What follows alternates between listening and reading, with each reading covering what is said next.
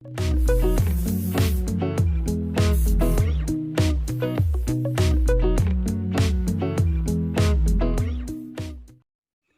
everybody. Welcome to Deliver More, presented by the team here at InTech Services.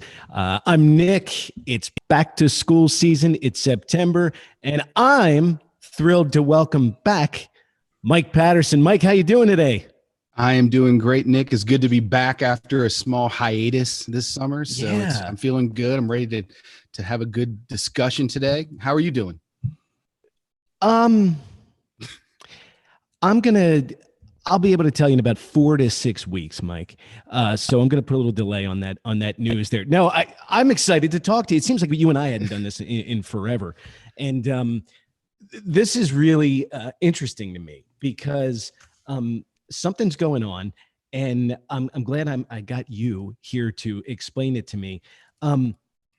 Everything seems to be like it's on a delay, Mike. It's crazy. From if you're a homeowner, doors, windows. If you're going to buy a car, you might not be able to drive off that lot for quite some time. It seems like the entire country is running on island time. And we have a legitimate global shortage of goods and supplies, but the idea or the finding the solution to how we got here is something I'm going to need your help with, because can you make it make sense to those of us who aren't working with the various supplies that need to meet this insane amount of demand right now? How did this happen? That's the question that Sorry a lot to of people fire one down there. Yeah, it's like firing a cannonball at me right out of the chute. This is an episode that we talked about doing, and I was hesitant to do it because I didn't think there was that much to talk about as it relates to supply. But then as we started sketching it out, and I know you and Francesca were pushing me to really do this one, and there's a lot to say. So I'm like, your question is good as far as, how did we get here and what's happening and that kind of stuff. And I think it's tough to say because there's so many factors at play. And sure. I was trying to kind of recreate some stuff in my head and trying to piece things together over the last 6 or 8 months to figure out how we got to where we are today. And I ran across an article from the Wall Street Journal in June. It was called something about I'll tell you what the name was because I wrote it down. How the world ran out of everything. And it was a really great article in terms of just giving it a nice succinct summary of what's happening out there. And it's really about 5 factors that are all weighing in together. First, there's an increased demand from post-pandemic economic recovery. So businesses are, recovering, people want more stuff, so there's more demand. Workforce numbers are down. I mean, we see that everywhere, from whether it's a manufacturing facility to a restaurant to anywhere you go, there's job wanted, help wanted signs out there. There's a big delay in global transit times. And there's a lot of documented articles about, container ships sitting off the ports of, Long Beach and New York and New Jersey and overseas. And so that delay and just moving stuff around, around the world is causing problems in terms of just getting things where they need to be on time.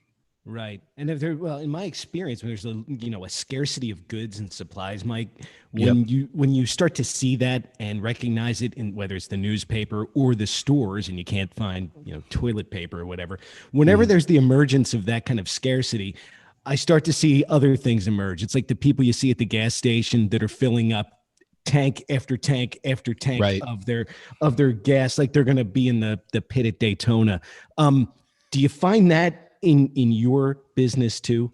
Yep. Stockpiling is an issue, for sure. I mean, and we see it as it relates to some of the coatings, particularly some of the Teflon coatings where we've had some difficulty in getting materials in, and we'll get into that in a little bit, but we see signs of it, and that's something we try to guard against, frankly. I mean, it doesn't help anybody if there's not enough available material to keep things going. So for example, I mean, we've got 30 years of sales data basically sitting here at InTech.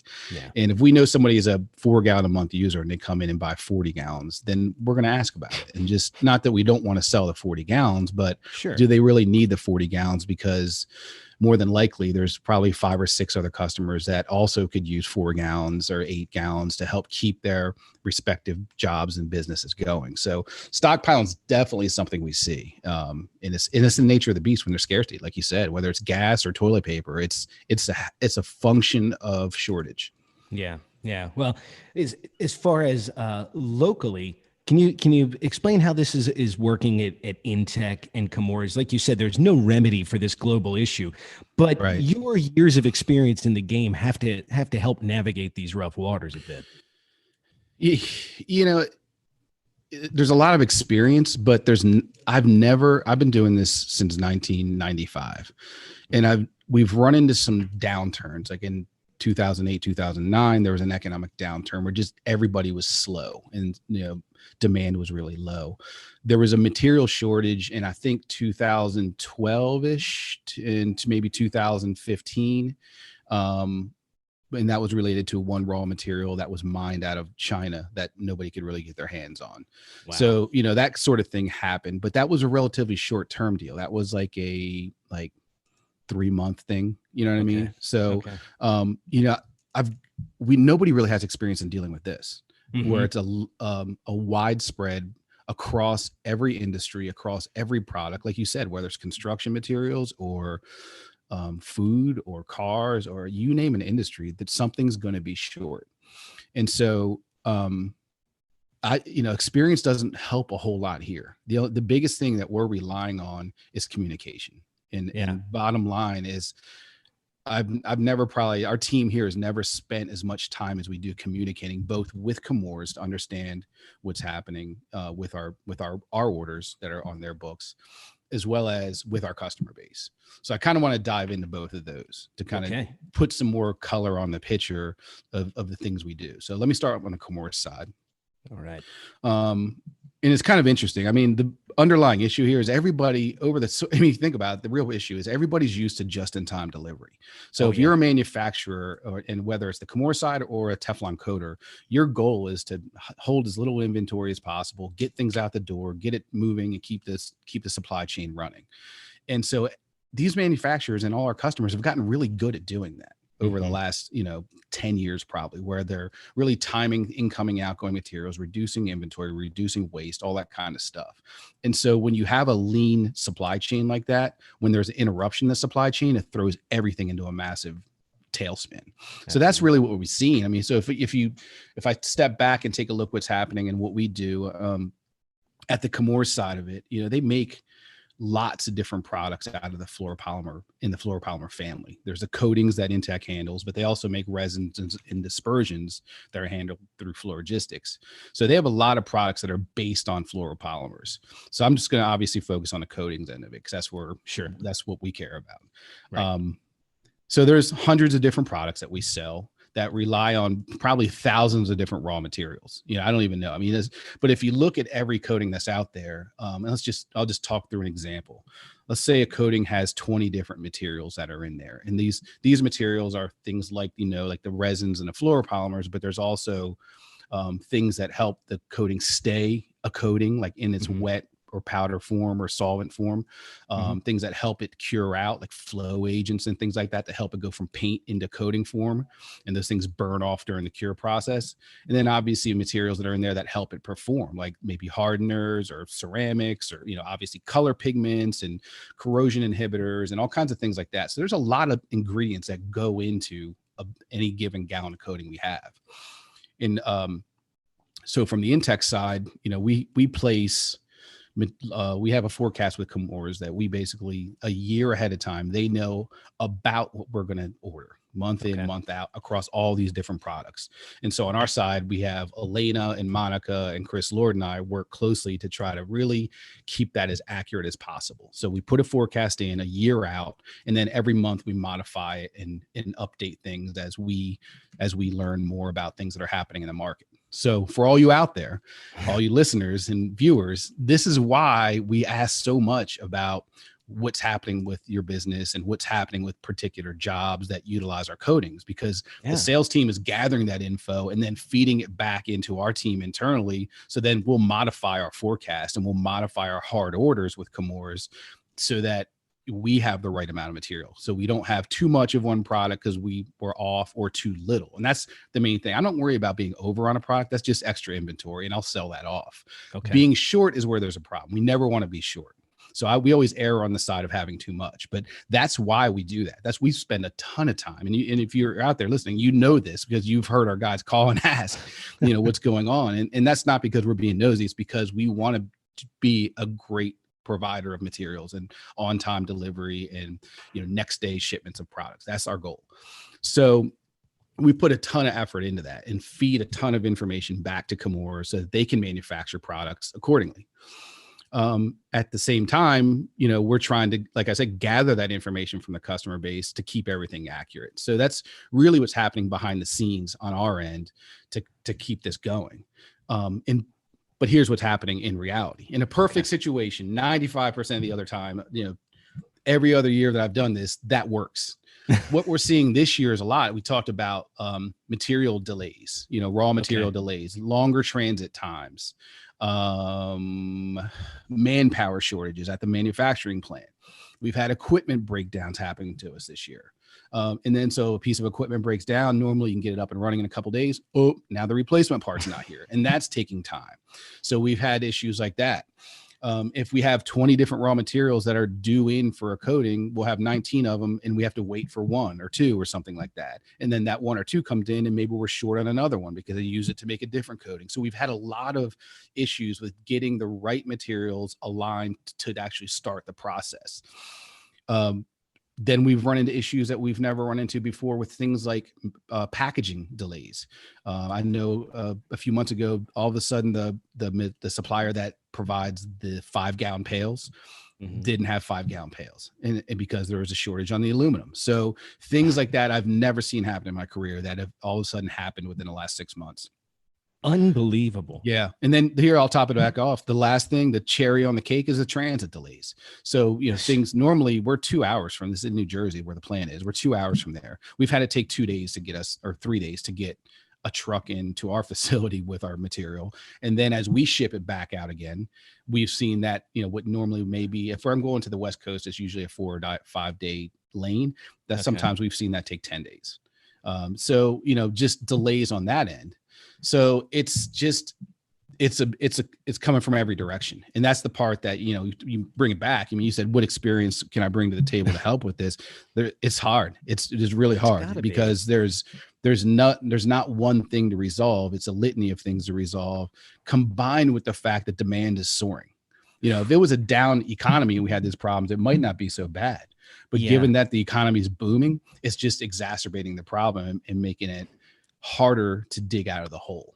I don't know if it's a blessing or a curse to people, and you're like people like you, that we live in a very much an Amazon Prime reality, right? Where if I don't have the thing I want, I'm going to have it in 2 days, man. And we're all kind of conditioned and used to that now on some level. So it's got to be really, really hard for people to understand this is how the supply chain works. But man, one little thing, I experienced that this summer trying to look for a car. I didn't know that the delay in getting a car was caused from a chip, a tiny little chip. A great shortage of those things slows down everything. And it's a lot to adjust to. So. Yep. And that's a good example. I mean, something, Teflon coating is used in the manufacturing of semicon chips. So, and it's a small part of the manufacturing process, but it's a necessary and required part. So when there's a shortage, that can throw that whole thing in the disarray. Or something like here, another good example, a ball valve for a nuclear submarine is coated with Teflon.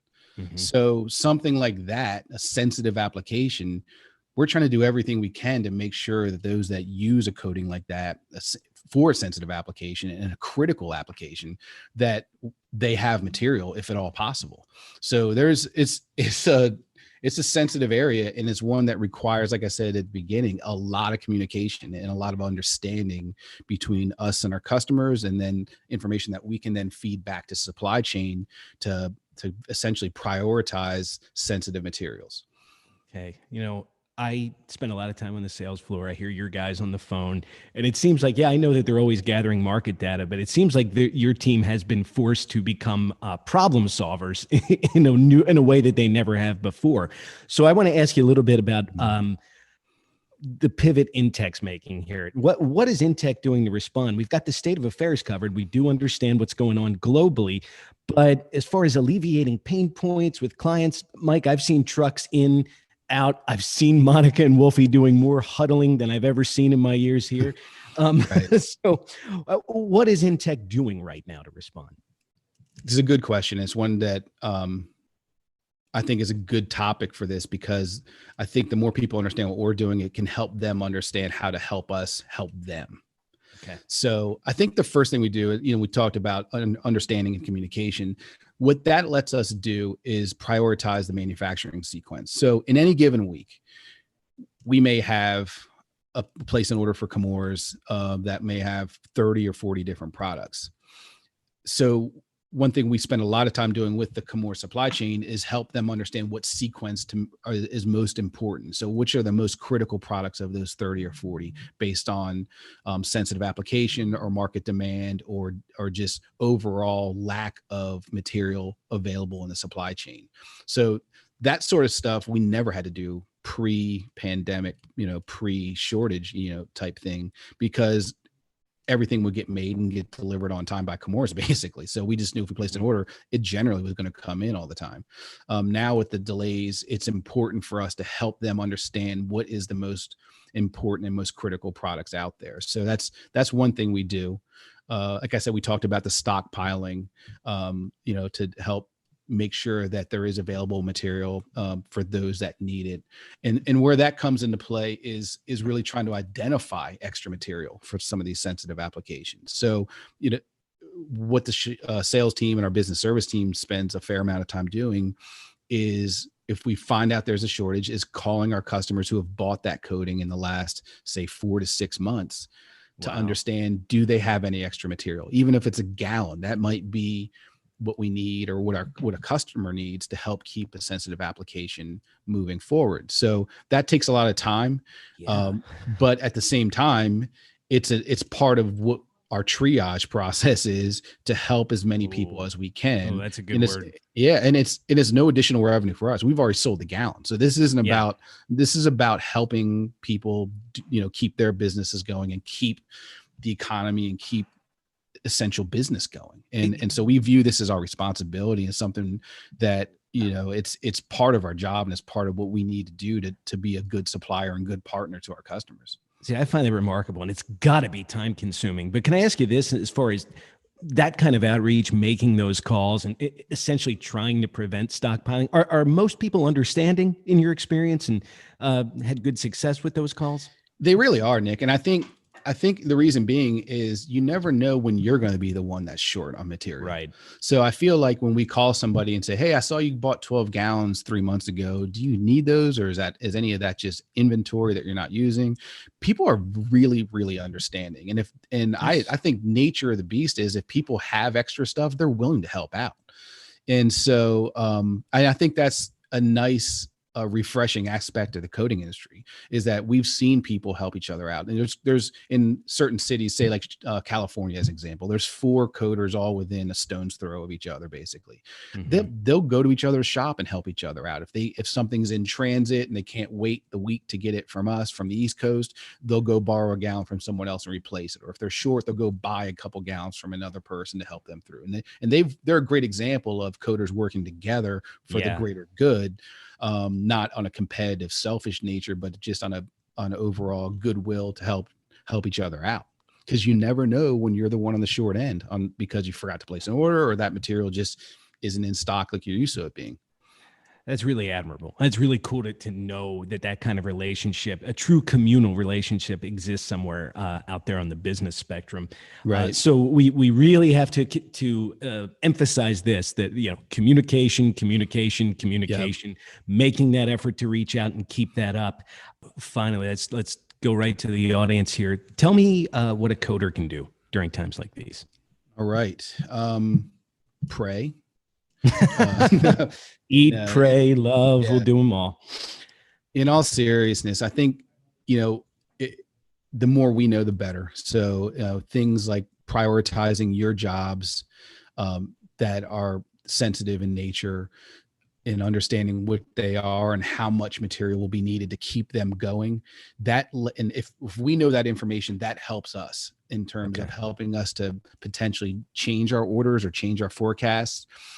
Blanket orders kind of fit in with that too. And some people take advantage of this, and I wish more would, some customers, because a blanket order is a non-binding, it's basically a forecast that you're giving to us. And so a lot of people say, hey, I need 4 gallons on the first of the month, or 10 gallons or 40 gallons. We don't care what it is, but that flags it in our system, and we keep track of that. So when there is a shortage and we have limited material, blanket orders and back orders are the 2 things that have priority over everything else.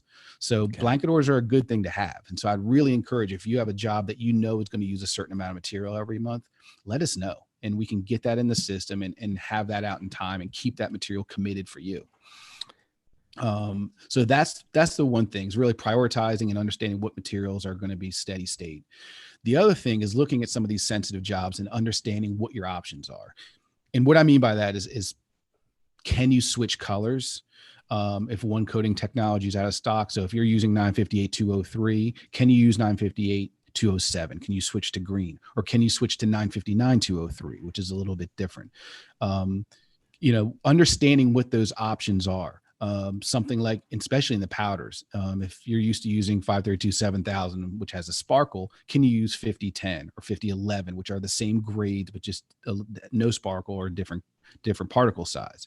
So understanding what your options are, and that involves you working with your end user to understand what's acceptable to them. And maybe you have to get some stuff tested now and get some alternate materials qualified now, so that way, if there is a shortage down the road, you're in a situation where you can pivot and use an alternate material that's qualified, and you're not starting from scratch when you're already out of material. So I think that those 2 things to me are the biggest things that a coder can do to help themselves. And obviously talking with us, that goes without saying, but just that communication thing for us helps us do a better job to help you. Excellent. Very well said. And I think I started this thing, I apologize, by firing a cannonball straight at you. So in this scenario, I've got a magic 8 ball. You've got a magic 8 ball. Tell me when we get back to normal. So when this all started kind of hitting the fan back in the spring, when we really started seeing shortages, we were thinking that it would be September or October and things would be back to normal. And it's not. It's basically, I feel like where we are now is the same as it was 6 months ago. Wow. So I really haven't seen much improvement in a lot of the materials, in any segment for that matter. I do see some light at the end of the tunnel. I do see some improvements being made and some more consistency amongst the suppliers of the raw materials to Chemours. So I'm hearing some positive things. So that's encouraging. But I mean, I have to think that we're probably going to be first quarter of next year of 2022 before we see a significant improvement. I mean, it's not going to be tomorrow. It's not going to be next month. December is always a drag because people start slowing down and not wanting to carry inventory. So I don't see it happening then. So it's got to be January, February, March, maybe. That's to me is a realistic, but there's so many factors that could all of a sudden turn March into June that are outside of all of our control and also outside of our understanding at this point. So I think we have to be ready for this to last and plan for the worst and then hope that it doesn't turn out that bad. Well, I really can't tell you how much I appreciate the candor of your answer there, because this and for doing this particular show today on this particular topic, because let's face it is a pain point for many people, but I truly believe that addressing it head on, explaining it, I think that makes a world of difference, Mike. So kudos to you, man. I appreciate it.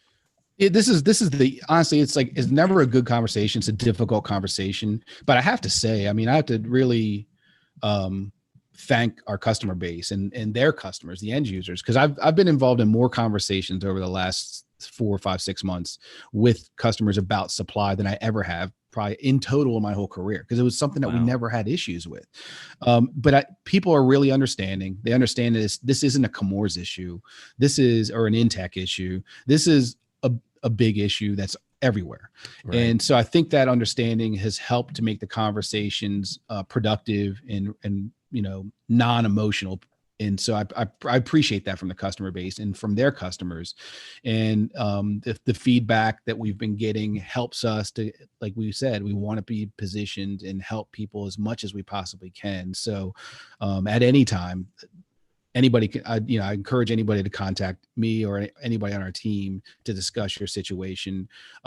It's what we're here to do, and it helps us do a better job. So, I really appreciate the dialogue we've had and the understanding and the willingness to work with Intech and Chemours to help turn what could be a bad situation, hopefully into something that's acceptable and will be better as the supply chain strengthens in the near future. No doubt. Even if the news isn't exactly what you want to hear, you still got to deliver it. You still have to communicate. And this particular platform helps us deliver that news and deliver more, hopefully, to everybody out there listening. Well played. Hey, man. Why I'm here. No, I wanted to ask you two very important things before I let you go today, Mike. One, there's a guy in Indianapolis, Carson Wentz.